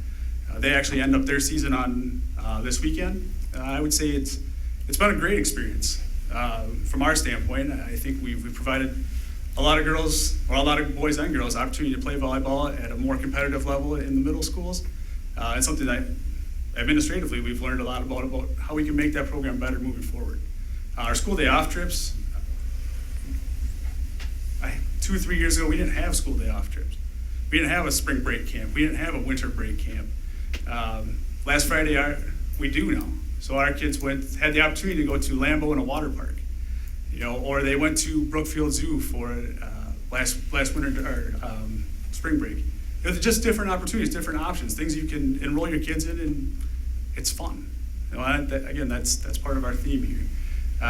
Then partnered with Steve Novak, who attended Brown Deer High School, played at Marquette, played in the NBA for a little over a decade. Partnered with us to offer a basketball camp this summer. So over 2 days, we had 35 youth come in and work with him. And Mr. Novak couldn't have been a nicer guy. He stood out in front the first day, greeted all the parents, all the kids, welcomed them to the camp. I was tremendously impressed. Something we certainly will look to build on. And then something we should have a picture of here but don't is our superhero camps. So anytime we have one of those, and to see whether it's 10 kids running around in their princess costumes or superhero costumes and doing activities that are led by the instructors, it's truly something to see, and it's a great option. One of our newer opportunities is our active adult programming at Hart Park. So right here, we just take you through a little bit of the timeline. The first part of the year, as of January 1st, we assumed the programming leadership, and the programming leadership is your interactive classes, your crafting classes, your physical classes. But the day-to-day operations were led by a volunteer group that mobilized on their own at Hart Park. It should be given a lot of credit for keeping that aspect of the operations running. As of July 1st, we have hired Mr. Costa Zervis to be the active adult coordinator. It was reflected in the budget changes. That's a huge opportunity for us, for our community. As it is identified in the Active TOSA plan, it was something we were aware of, but the active adult programming area is something we didn't do as good of a job of as we should. It was definitely an area of opportunity. I think we're realizing some of that opportunity through taking over the operations of the Hart Park Center. And so we have the Hart Park Center. We also operate a site at City Hall.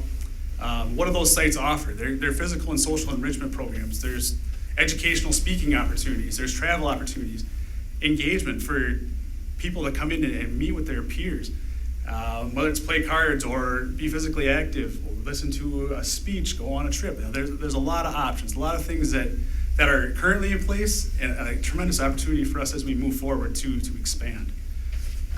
And then moving forward, in 2018, one fee will grant you access to both centers. So that's a great thing, but it's also a challenge for us to find out how we meld these two centers and really get the membership to cross over between two different locations.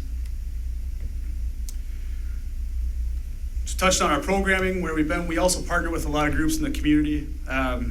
Just a couple that I want to highlight here. Whether it's the Blazer Lacrosse program or your junior feeder programs, your TOSA Kickers, those are our volunteer-run organizations. We work with them to provide space, but they really deserve some acknowledgement for the tremendous amount of volunteer hours and effort that are put into operating those programs. They're first rate across the board, TOSA Baseball being another one. And certainly this community benefits from all the things that they do. Another special acknowledgement for TOSA Baseball League. And if you haven't had the chance to go to the Underwood Fields, I highly encourage you to take a spin over there and just look. And if you were there before and see what it is now, it's night and day difference. Whether it's the fencing or the infields or the mix. The baseball diamond there used to have a grass infield. It now has a completely skinned infield. Will allow for maximum flexibility in scheduling, and they paid for that. They approached us and said, how can we make opportunities in this community better? So that was an excellent partnership. A couple of the other things that we do, indoor facility scheduling. So just the thought here is, what does 1,100 permits mean? What does 1095, 411, what do those numbers mean? This means there are different opportunities for us to book out our in-district facilities. So that booking might be a one-time booking, it might be a session-long booking where the group comes every Monday and Wednesday night. The idea of showing the number and showing the slide is that while we're running the programs, we're also running these spaces. At night, we're in all of these buildings every night. So just that, the thought process there. It's a lot of things going on. A couple other slides I want to show. As a board and a district, we made a tremendous investment in our outdoor athletic fields. So the next couple slides will just touch on the usage and how that's broken out. This slide, I would highlight that, well, there is an increase in hours. I would say over the past few years, we've become better at tracking the hours and making sure that everybody is accounted for. I don't know that the difference is really $100 difference in usage. I think it's been maximum usage from the start. But we had to look, there's a little bit of a learning curve on the administrative end. And we'll see the same thing here with the baseball fields. You'll notice the high school teams certainly are the higher users, but the community teams also have quite a bit of time.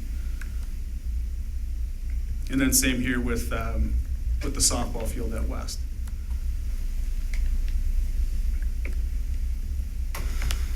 It takes us to our goals as we've touched on where we've been previously, where we were this year, and how we move forward. These goals are all important. There isn't one here that's more important than the other. The one I would point out that I hope to sit here next year and be giving this report and highlighting the program is Camp Caring.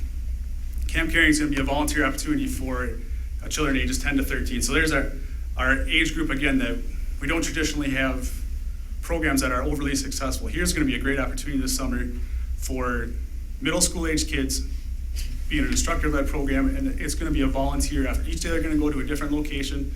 We'll take them by bus. They'll spend the day volunteering, helping, giving back to their community. I think it fits. We've found a niche there, and I bring it up now because if you have kids of that age, if you know kids of that age, I would highly encourage their participation this summer. Then from a departmental standpoint, we don't have a department-specific strategic plan. So that's something we are exploring, and we'll continue to not only explore, but create and implement it. And then when I sit here next year, I hope to have a report to give the board on that as well. Before questions, comments, I started with a thank you to the staff. I want to end with a thank you to the school board, to Dr. Erdl, to the fellow administrators here. The support of the community is tremendous, but the support that we have administratively is equally tremendous. There are nothing that we do that I don't feel if I have to go to the human resources office, it's going to be anything but a positive experience. If I have to stop by Mr. Mack's office, same deal, Dr. Erdl, and school board as well. So we'll end on that. I'd be happy to answer any questions or comments. Ms. Fraley. So I want to start by just saying this is so exciting to see this all captured in one place.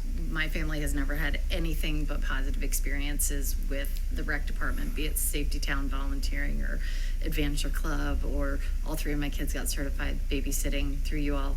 But I have two questions.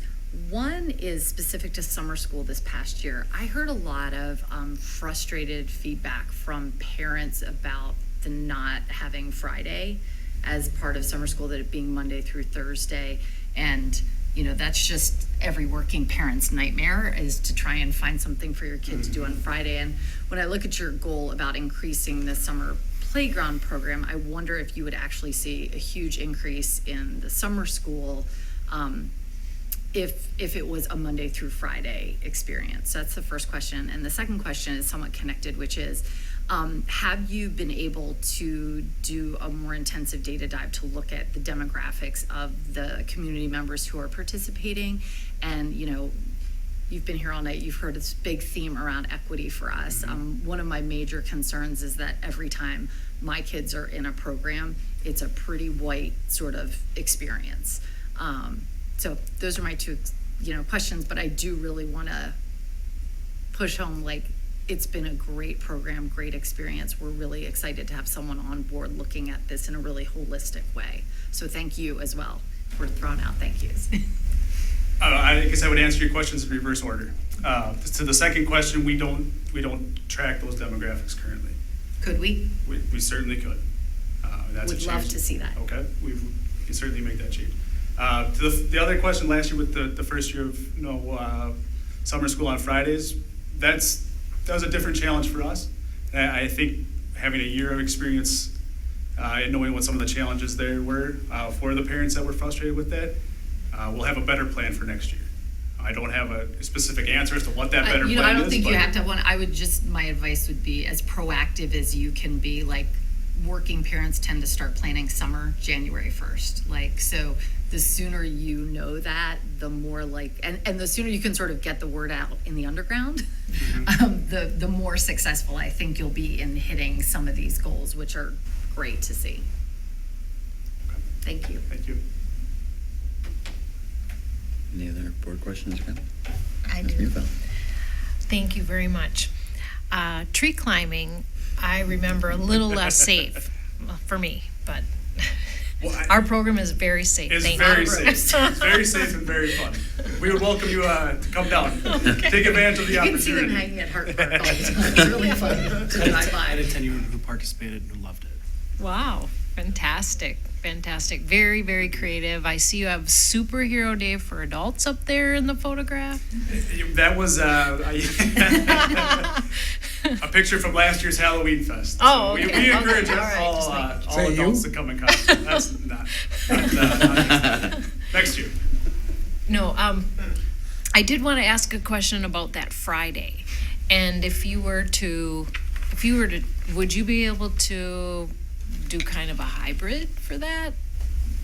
For the Offer some classes Friday and some not? I mean, is that a possibility? for the summer school Fridays, Yes. potentially. You know, anything's a possibility. Because I'm thinking some parents might actually like that scenario, to have the 3-day weekend in the summer. Yeah, I would say, you know, we do track our Summer Adventure Club numbers, and they are traditionally lower on Fridays. They were previous to summer school making that switch. But yeah, it's certainly something we can explore. Yeah, very creative, and the registrations for Tosa Basketball League, I mean, it just, is a lot of really great changes, and to see the team of 7 facilitate all of this is amazing. Yeah, thank you. That I think goes to a lot to our program coordinators, because they are challenged with a lot, and I think they do a tremendous job. Thank you. Well, thanks for your presentation. Any other board question or comment? I've got 3 things. First, thank you. That's one. Second thing is, I'm so excited for the strategic plan. I think that will help to shape every question that is raised from this table and from the community. Is what's the right thing, and why do we have a recreation department, and what is our long-term goal? I mean, there's a lot of awesome, programs that are doing really well. But if we can be more intentional about why we're doing this, and then make decisions around that, I think that would make it even stronger. So I could not be more excited about a strategic plan for the rec department. Then the third thing is, with the facilities advisory committee and all of the community meetings coming up, I hope that the rec department is represented in some of that conversation, just because you know, as part of your presentation, you had said a lot of the programs are in the 14 buildings that we have. So when we're thinking about the future, and we're saying, here's what current state is, and maybe here's where we can't do these things because there's this facility thing that is preventing us from doing these things, that is represented in some kind of voice, and people know and understand that we would love to do these things as part of a strategic plan, right? But we can't, or we would love to, we just need a building to make it happen with the right kind of setup. So that would be my last thing, is to raise that. Fortunately, Mr. Wick is on that committee.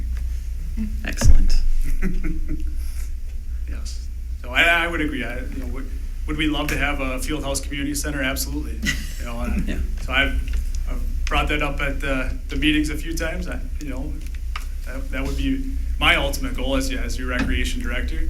Can we operate out of the buildings we have? Yes. Can we operate out of new improved spaces? Absolutely. All right. So, and I would say community usage is a common theme at the committee meetings. It's something that continues to come up, so.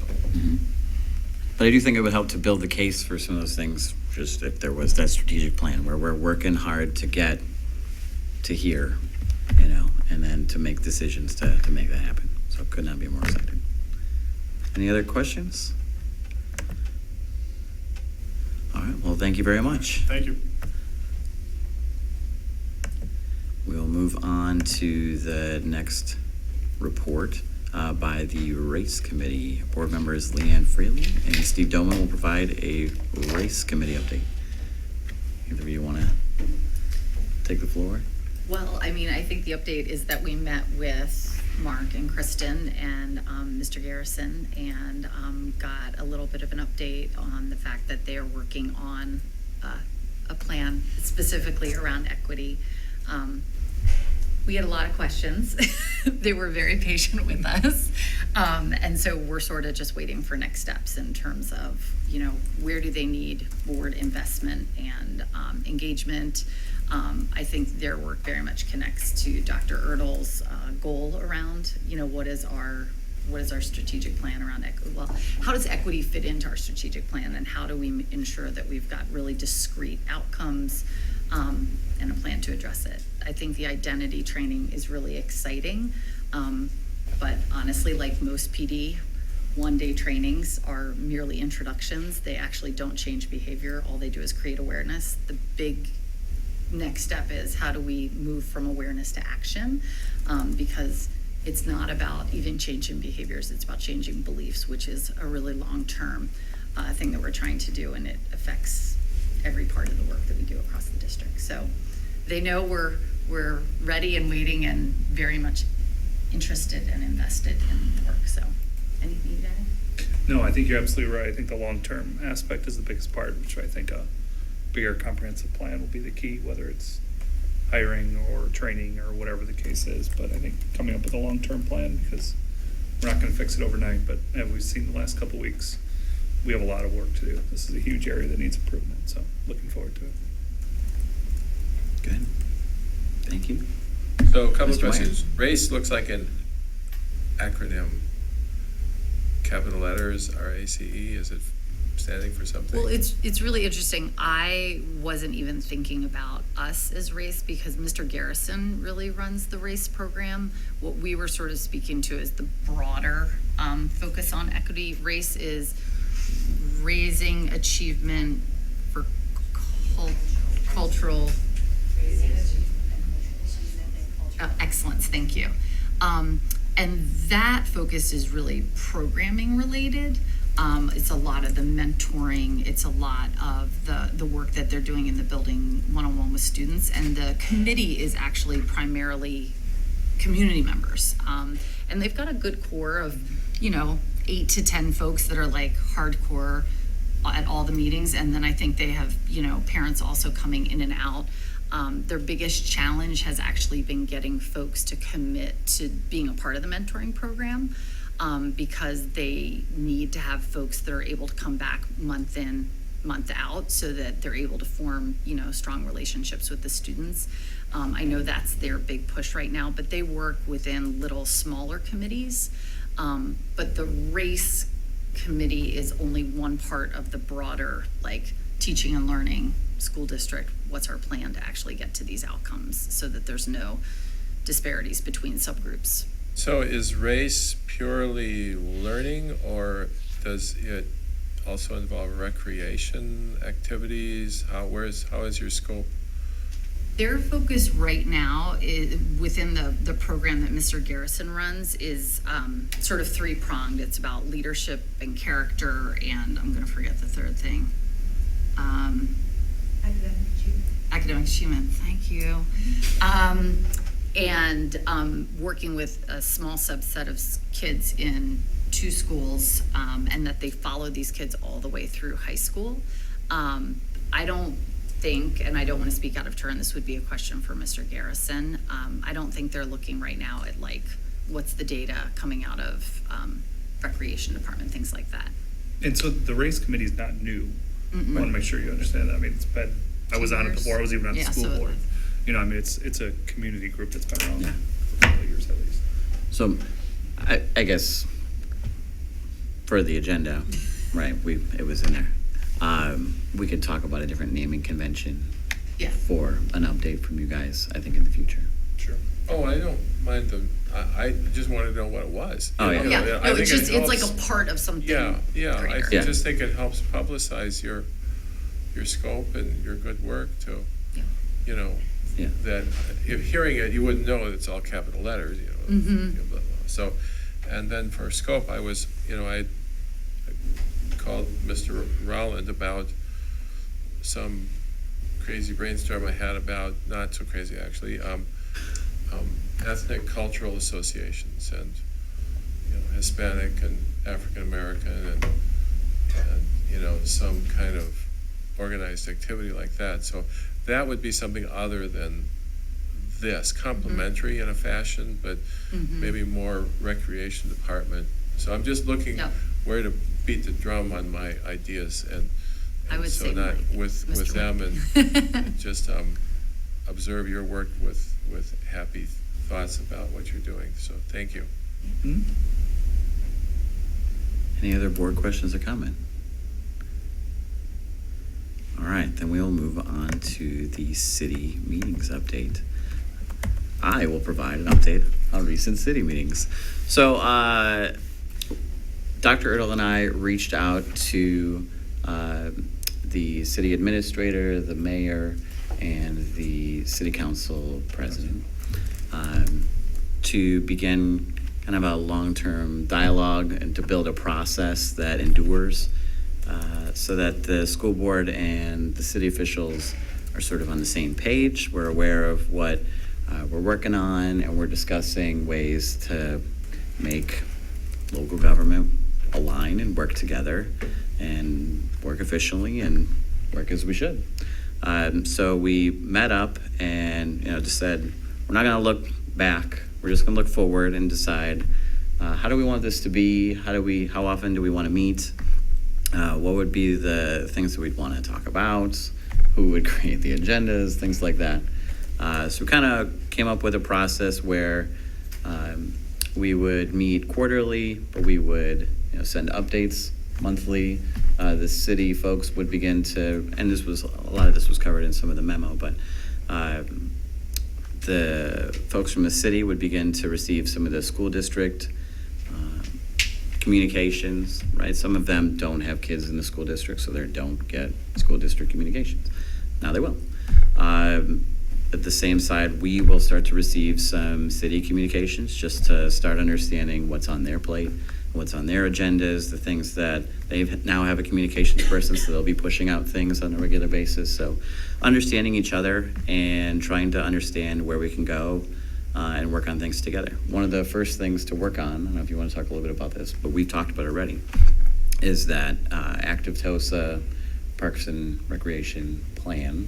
I don't know if you want to talk a little bit about how that'll look. I think the first part of that is getting a committee together between the park and the Parks Department and the Recreation Department and getting an advisory committee. And I think it's a bigger process for the city because they have some statutory language they have to work through to even kind of get that part going for them. So really looking at trying to get that piece started. And I know Mike Phillips has offered to be person serving on that for the school board too. So once we get the kind of approval to get that thing up and running, we'll make sure that the communications back with the school board, the whole board too. So, for future ideas, I think the idea was that the city officials would raise ideas for collaboration to the city administrator or to the council president. For us, if we have ideas in ways that we could or should be working more collaboratively with the city, just feel free to raise those to me or to Dr. Ertl. And the idea is to just have an open dialogue and raise ideas and see where they go. One of the main drivers of it is that it's the same tax dollars. So let's find a more efficient way to use the tax dollars to provide the services that the city does, the school district does, and let's do it together. So, And to understand each other's processes, where the the city has a government affairs, committee. We have a legislative advocacy committee. Maybe are there ways at some points for those committees to work together to advocate on, the whole city together? So we're going to raise those things and see where they go, but it should be an exciting new relationship for all of us. Mr. Mufeld. Thank you. I did want to ask about that point. I know that there is legislation out there now that the city is, interested in having the school district support, and probably vice versa on down the road. How, as a board, do we see that working? That's the question for you. So, Yeah. Does it automatically get referred to the LAC to investigate, or, how mechanically would you, like that to happen? I'm one of 7, but in my mind, if one body I think one body has to pass it first, right? I can't tell anybody to do anything. I'm just one of 7, right? So if the school board says, we believe in this advocacy, and we pass it, then we can work with Dr. Ertl to then relay that to the council president or the city administrator or the mayor, and work with them to understand, what's the right path for working together with them. Would it be getting into their committee? Would it be just raising it? We come to their meeting, but to work with them to figure out kind of like what would be next steps. And I could see that being kind of the same thing when they pass something, like a resolution, and then say, hey, school board, what can we do here? If it's something that's really on fire and maybe needs to get passed at like a board meeting really fast and maybe needs to get past the committee process, then, we can make a call on that. Otherwise, I think it would be my preference to have it go to the committee, so then it's, thoughtful, and the committee can do what they're tasked to do, is to think through the legislation and come up with a recommendation. Yeah, I think Mr. Meyer might have a comment first. Oh, you're not done, so please. No, I'm I okay. defer to you. I can wait. Okay. Well, I would just like to state some cautions that there have been topics in the past where the city was sure they wanted to do something, and we had vocal board members who were opposed to it. And my thinking at the time was that even though I was opposed to what was done as well, it wasn't my decision. And I wasn't an adjunct member of the city council, that kind of thing. And this particularly had to do with cutting down trees for widening of a road. And we had some board members who were in the board meeting pretty vocal about that. And of course, every board member is entitled to his or her opinion, but at the same time, some of these things, not this way, but it seems that we have our culture of 7 and they have their culture of how many, and their consensus is harder, I think, to get than our consensus, just by sheer numbers, that there's going to be more, a wider dispersion of opinions.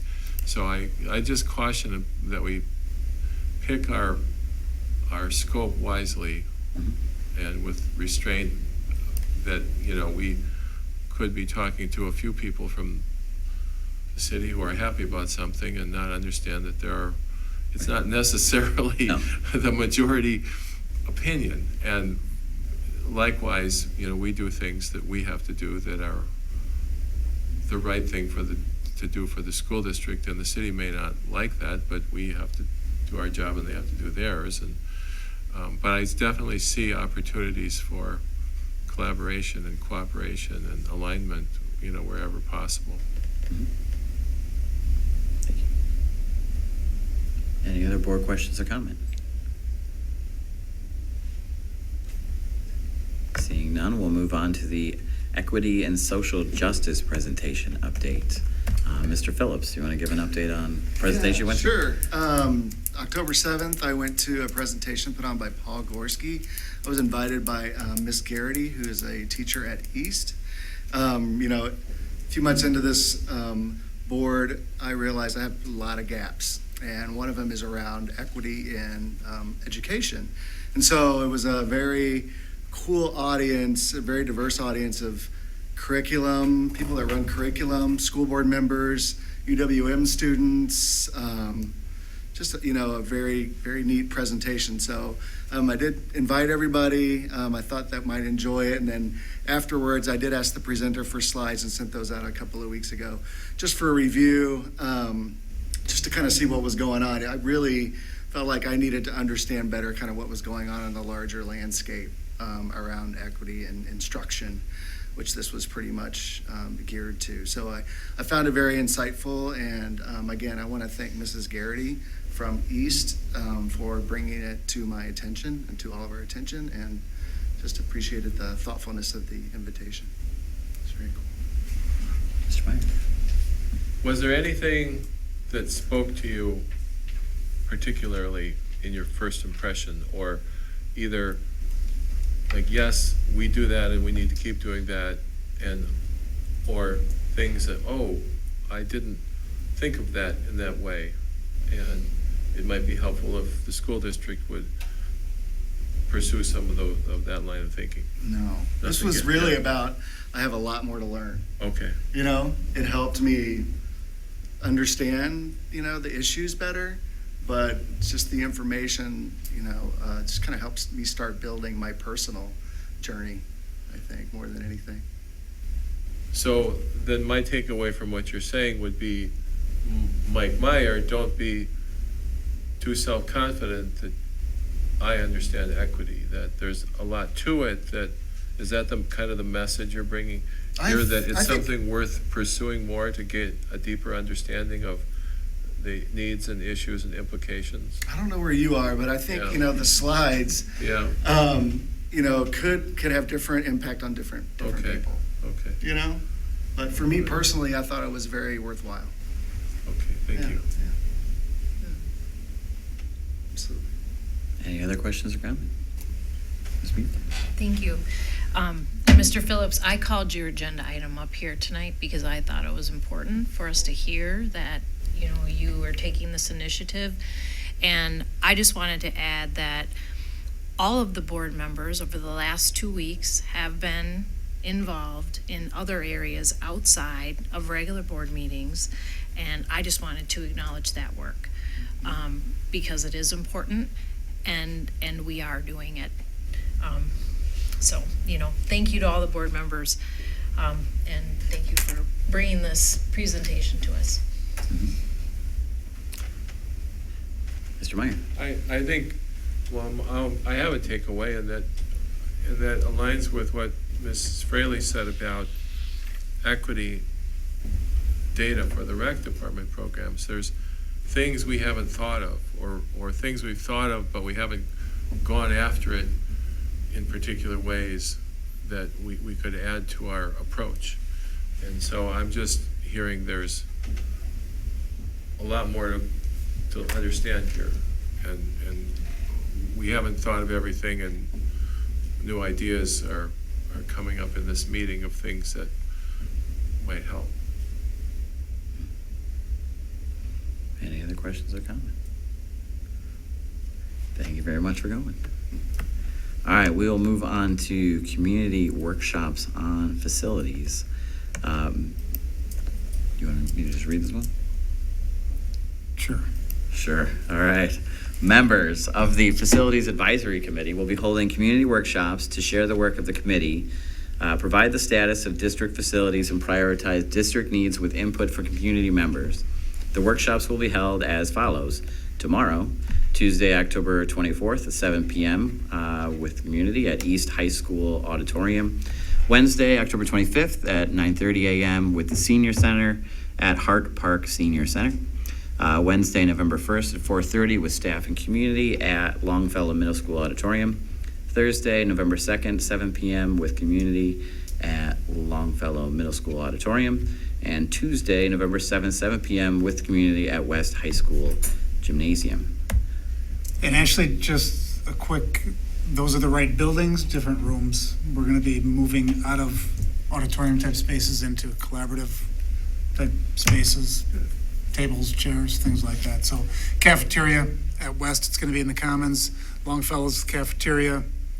Hart Park is the Hart Park Center. There's only one good room upstairs. There's a lot of good rooms, just one big enough. And then tomorrow night, East will be in the Learning Center as well. And the other one is we did have a session today with the Superintendent, Student Advisory Committee, and we got really neat kids in the school district that provide really solid input. They're smart, intuitive kids. I mean, it was a great experience today, but anyway. What's going to be sort of the format? Like, is it generally people speaking or just kind of wandering around, kind of looking at different displays? It's a presentation. So we've got a presentation that we're going to go through, and then we're going to have in groups somewhat facilitated discussions on a couple of different questions. So we're going to ask for feedback. And the whole goal of it is we're kind of at a point right now with the committee of saying, all right, we've got all the feedback we've got through the study, through all this other information. Let's get more community input. So we'll get that input compiled and then take it back to the committee and work through the process to get to the survey stage, then take that information from the survey and then develop a recommendation to get it to the board. So really, it's going to be hopefully quite interactive. That's right. So I am on Dr. Earle's committee, and I really want to emphasize for the community that these meetings, these workshops are a very big part of what the Dr. Earle's committee will consider for recommendations. That this is a place where your ideas will be heard. They will play a huge role in what the committee will finally recommend to the board. And I speak from a little bit of experience when we had the committee presentation and took input for the Longfellow athletic, the softball field site. There was community input there that really changed the layout. Things that folks hadn't thought of, not that they didn't care, but we had other perspectives and other experiences that the community brought to bear in the discussion. So these meetings are going to play a very big role in what the recommendation will be, I believe. I would agree completely. Any other board questions, comment about the upcoming workshops? So just when attendance is open, I'm sorry, is that right? That anyone from the community can come to these things? You don't have to make an appointment? Is that right? Anybody and everybody. Just come on over and come on in. Wauwatosa residents are welcome. Okay, yep, okay, thank you.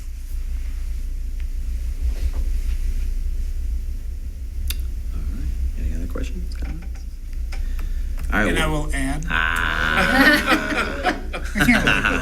No, not just Wauwatosa residents, but our students that are non-residents and their families are welcome to attend as well. That's my question. Good caveat. Any other caveats? I'm waiting until you start ready to get going and no, good. Prospective parents, anything? Well, prospective parents, yes. See, no, I'm just going to try to compliance you to death here. All right. Any other board All questions? 46,000 residents of the city of Wauwatosa. Okay. I'm done. Okay, thank you. All right, I'm just going to move on to the school board election information. I can read this one. So an election will be held in the Wauwatosa School District on April 3rd, 2018 to elect a board member for the Wauwatosa School Board to serve 1 year to complete a 3-year term for seat number 3 that was vacated in August of 2017 and filled by appointment in September 2017, beginning on the 4th Monday of April 2018. The appointed board member for seat 3 is Eric Jessup Anger. Nomination papers must indicate seat number 3. If more than 2 candidates file nomination papers for seat number 3, A primary election will be held on February 20th, 2018. The first day candidates may circulate nomination papers is December 1, 2017, and the final day for filing nomination papers is 5 p.m., January 2nd, 2018. School board election forms may be downloaded from the Wisconsin Election Commission website at elections.wi.gov. Is there any board questions or comment on that? Sure. I'm good.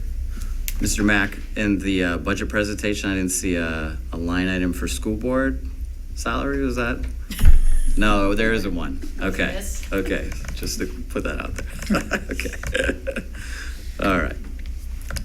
Very good. Is there any community comment on any of these reports that have been talked about tonight? Is there any final public comment on non-agenda items? If so, if none, may I have a motion to adjourn into an in-service regarding addressing social and mental health issues that impact learning? As this is a working session of the board, no public comment will be entertained at this in-service. So moved? Second? Great. You call them?